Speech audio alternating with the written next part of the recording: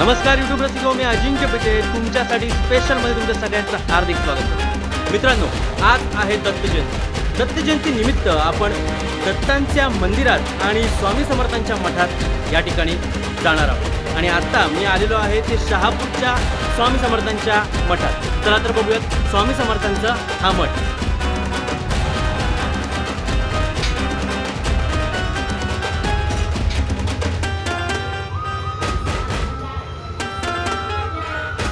दामोदर म्हणून गुरुजी आहेत, त्यांचा हा मठ. तर आपण आता स्वामी समर्थांच्या मठात आलेलो आहोत.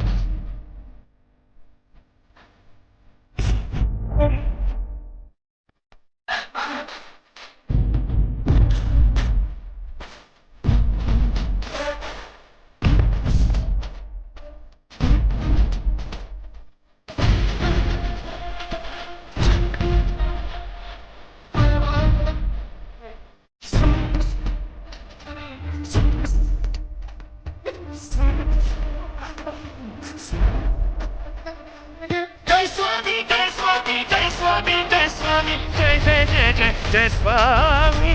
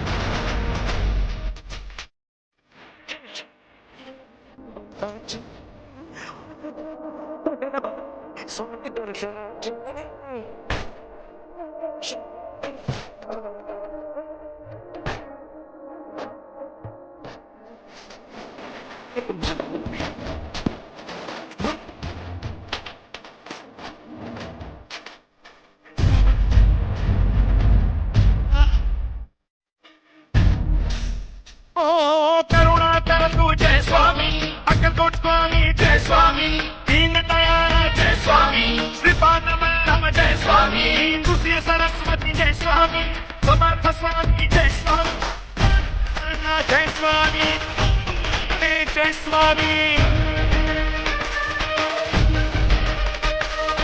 जय स्वामी जय स्वामी जय स्वामी जय स्वामी जय जय जय जय जय स्वामी जय स्वामी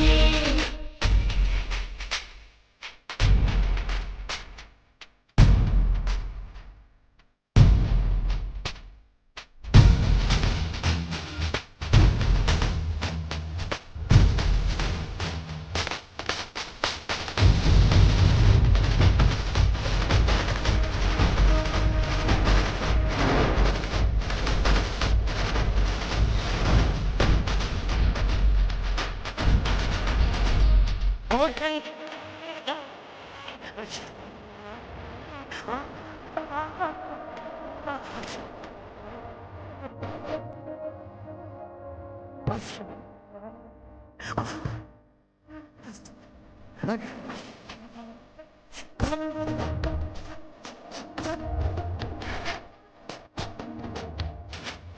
Swami, Swami, कृपा सिंधु तुम्ही त्रिलोकधारी दत्त दिगंबर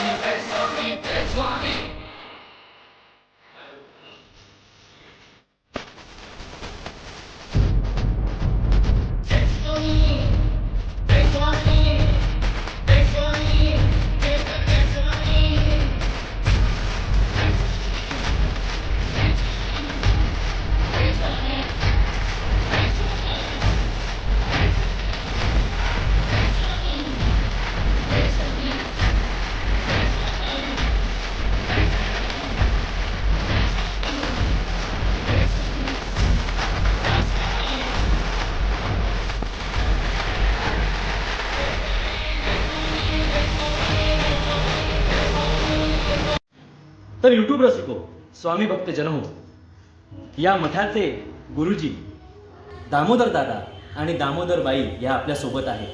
त्यांच्याकडून आपण जाणून घेऊयात या मठाबद्दलची संपूर्ण माहिती. हा मठ स्थापन आपोआप झालेला नाही आहे.